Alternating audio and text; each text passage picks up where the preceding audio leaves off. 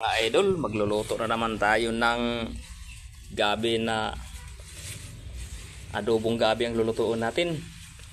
Tapos haluan natin ng giniling. Giniling na isda. Ayan guys, oh. Tininisan ko na to. Tininisan na namin para na yung mga ganito kasi mabalat niya, matigas yan eh. Ito. Matitigas yan.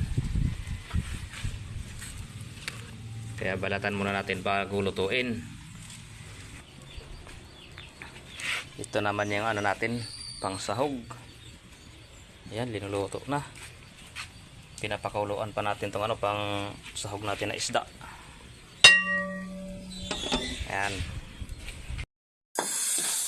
Para tayo pagluto ng ating gulay. Gulay na gabi. Ayan, pwede na yan. Pwede na natin. Lapit lang na.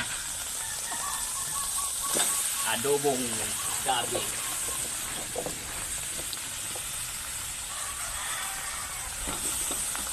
Alam, di apa magkasya. Pasya yan. Kaya ito. Ayan na. Ayan. Dito kabisa. Alat na natin. Labas. Kahoy. Para tipid sa gasol. Ayan. Ulam namin to hanggang ano, punan. Marami-rami to.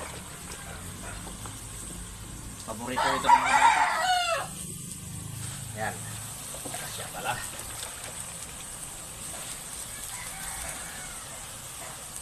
Ayan. Takin natin to. Oh, okay.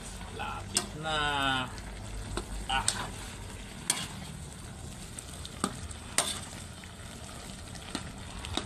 Lapit na lumambot. Kunting oras na lang.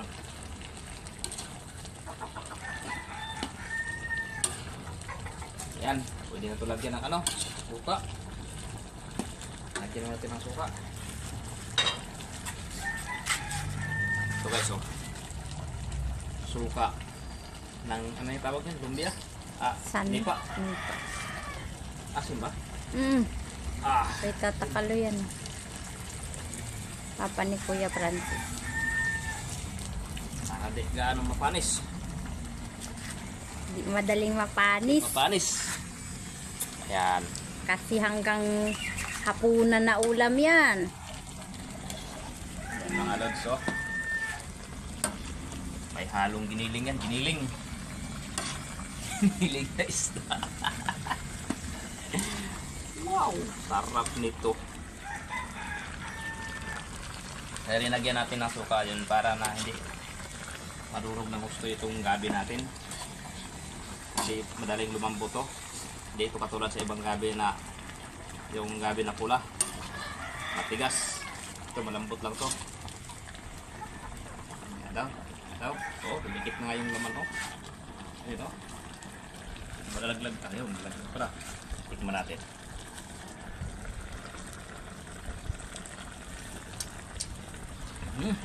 Ayos.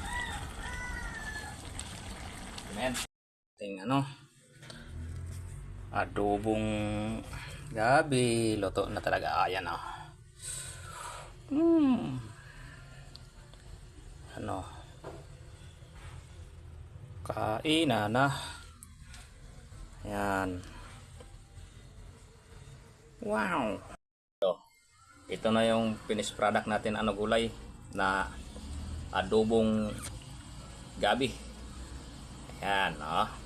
Oh. Ito may sausawan, sili at suka lang yan. Sige na guys, kain na tayo. Yan na, bye bye na, kain muna tayo. Bye bye.